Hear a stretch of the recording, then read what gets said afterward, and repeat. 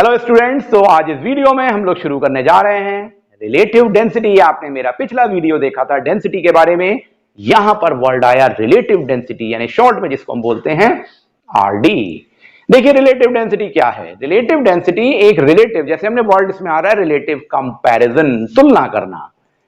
तो जब हम किसी सब्सटेंस की डेंसिटी का कंपैरिजन वाटर की डेंसिटी के साथ करते हैं 4 डिग्री सेल्सियस के लेवल पे, क्योंकि एज वी नो पिछले वीडियो में आपने देखा कि वाटर की डेंसिटी मैक्सिमम होती है 4 डिग्री सेल्सियस पे, तो उस समय पे जो वाटर की डेंसिटी है वो मैक्सिमम स्टेट में है। और अगर हम उस डेंसिटी के रिलेशन में दूसरे सब्सटेंस की डेंसिटी को निकालें तो वो जो डेंसिटी हमें मिलेगी वो relative density of the substance होगी।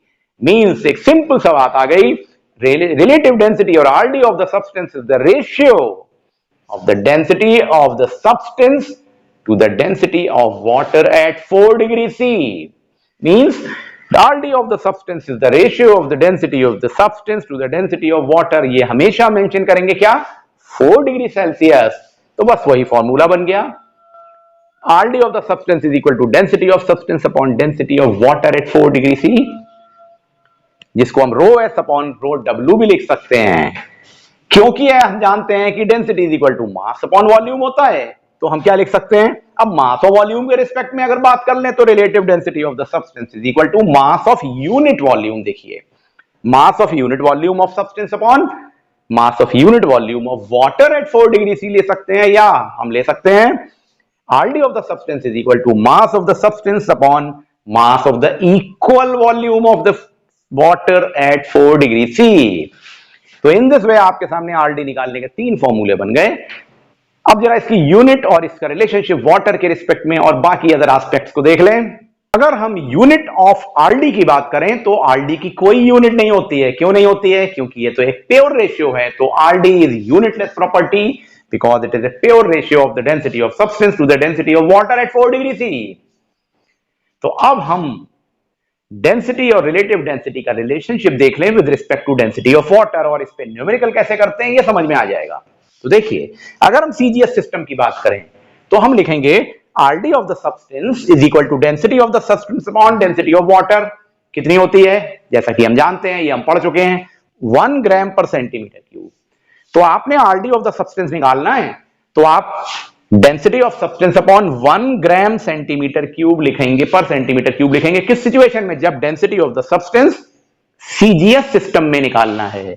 तो ये हम 1 ले लेंगे क्योंकि आरडी के रिस्पेक्ट में अगर हम density of water CGS system पे देखें तो 1 ग्राम पर सेंटीमीटर क्यूब होती है। तो जो हमारे सामने रिलेशनशिप आएगा डेंसिटी इन सीजीएस सिस्टम यानी कि ग्राम सेंटीमीटर -3 में जो आएगी वो हमेशा आरडी के इक्विवेलेंट होगी, क्योंकि 1 से मल्टीप्लाई हो जाएगा यहाँ पे आरडी का रिलेशनशिप। पहला फॉर्मूला बन गया। अब अगर हम एसआई सिस्टम की बात करें तो आरडी ऑफ द सब्सटेंस क्या होगा? Density of the substance upon 1000, क्योंकि वाटर की डेंसिटी 1000 किलोग्राम मीटर -3 होती है। ये एसआई सिस्टम में है। तो डेंसिटी ऑफ द सब्सटेंस क्या होगा एसआई सिस्टम में? इन दोनों को मल्टीप्लाई कर देंगे, यानी आरडी इंटू 1000। तो देखिए density in kilogram per metre cube में आरडी इंटू 1000। ये 2 सिचुएशन समझ में आ गई ना फॉर्मूला निकालने की, या डायरेक्ट आप इसका यूज करके भी न्यूमेरिकल निकाल सकते हैं। फॉर एग्जाम्पल आपसे कहा जा रहा है आरडी ऑफ द सिल्वर दी हुई है। देखिए relative density of the silver दी है 10.8, तो कोई यूनिट तो होगी नहीं क्योंकि आरडी की कोई यूनिट नहीं होती है। और अगर आपसे कहा जाए सीजीएस सिस्टम में डेंसिटी ऑफ द सिल्वर कितनी होगी? डेंसिटी आरडी दी थी, डेंसिटी निकालनी थी, तो सिंपल सी बात है, इसको 1 से मल्टीप्लाई करेंगे जैसा भी यहां पे हमने रिलेशनशिप समझा। तो 10.8 इंटू 1 यानी कि 10.8, अब यूनिट लिख देंगे क्योंकि डेंसिटी निकाल रहे हैं, तो ग्राम सेंटीमीटर -3।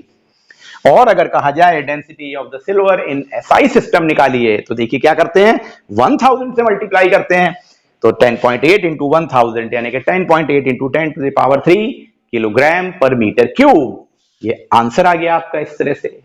तो स्टूडेंट्स अब हम लोग इस आरडी के रिस्पेक्ट में किसी सॉलिड की आरडी को निकालने का तरीका पढ़ेंगे with respect to Archimedes principle, यानी हम आर्किमिडीज प्रिंसिपल का लॉजिक यूज करेंगे, जिसमें आपने एक फॉर्मूला पढ़ा हुआ है, apparent loss in weight is always equal to weight of the liquid or water displaced by that solid। ये आप आर्किमिडीज प्रिंसिपल में सीख चुके हैं। तो देखिए अब हम क्या करते हैं, हम एक पहले जनरल कॉन्सेप्ट बता रहे हैं, उसके बाद हमारे सामने 2 तरह के सॉलिड्स आएंगे। एक वो सॉलिड होंगे जिनकी डेंसिटी वाटर से ज्यादा है या लिक्विड से ज्यादा है, वो डूब जा रहे हैं उसमें, पानी के अंदर या लिक्विड के अंदर। दूसरे वो सॉलिड आएंगे जैसे कि कॉर्क, जो पानी के या लिक्विड के ऊपर फ्लोट करती है। तो दोनों की डेंसिटी निकालने का तरीका सीखेंगे, यानी आरडी निकालने का तरीका सीखेंगे। सबसे पहले उस लॉजिक को समझ लें, आर्किमिडीज प्रिंसिपल का यूज करके हम रिलेटिव डेंसिटी कैसे निकालते हैं।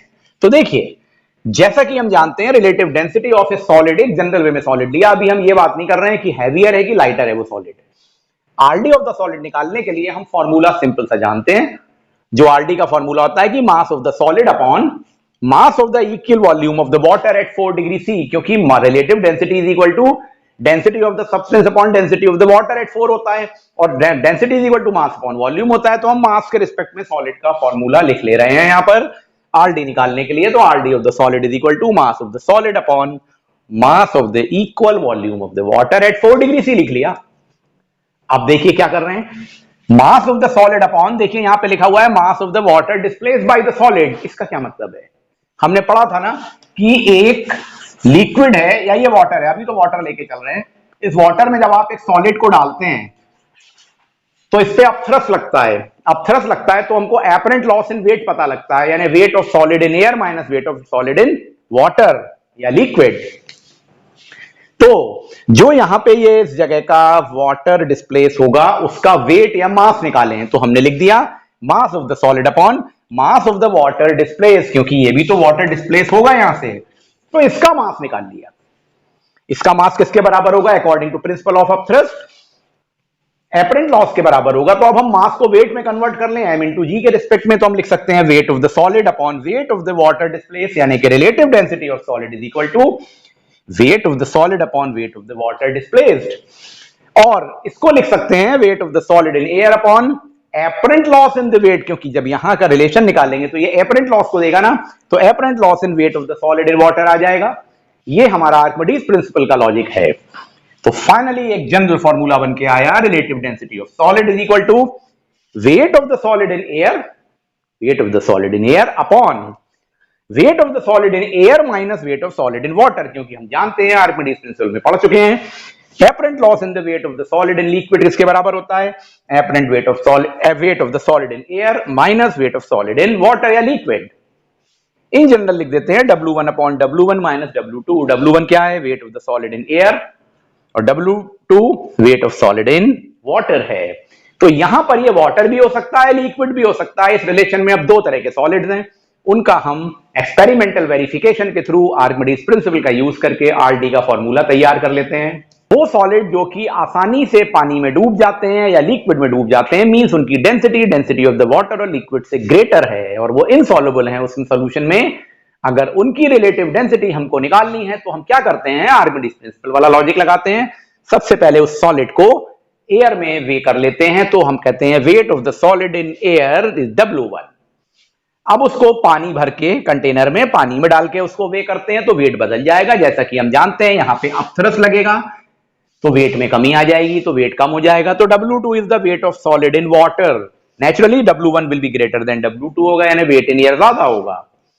तो यहां पे कमी आ गई ना, तो due to upthrust apparent loss in the weight of the solid हो जाएगा W1 माइनस W2, यानी weight in air minus weight in water. Archimedes principle का वही लॉजिक हमें अप्लाई कर रहे हैं।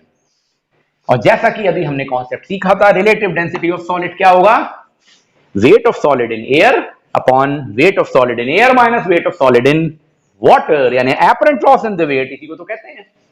तो ये जो फॉर्मूला बन के आया, इसकी हेल्प से आप relative density of the solid निकाल सकते हैं उन सॉलिड्स की जिनकी डेंसिटी लिक्विड की या वाटर की डेंसिटी से ज्यादा है। पहली बात। अब अगर हम ये कह रहे हैं यहां पे वाटर की जगह कोई और लिक्विड भरा हुआ है, तो भाई उसकी डेंसिटी तो डिफरेंट होगी और वाटर की डेंसिटी से ज्यादा होगी। तो हम यहां पे आरडी ऑफ द लिक्विड को यूज करते हैं और फॉर्मूला हमारा बन जाएगा उसी लॉजिक से, RD of the solid is equal to W1 upon W1 minus W2, तो वही रहेगा, यानी ये weight of solid in air upon weight of solid in air minus weight of solid in liquid होगा। देखिए ये वाटर नहीं होगा, यहां पे weight of solid in liquid होगा into relative density of the liquid लिख देंगे। जब आप इसका यूज करेंगे तो RD of the solid in liquid निकाल लेंगे उन सॉलिड की जो कि हैवियर हैं।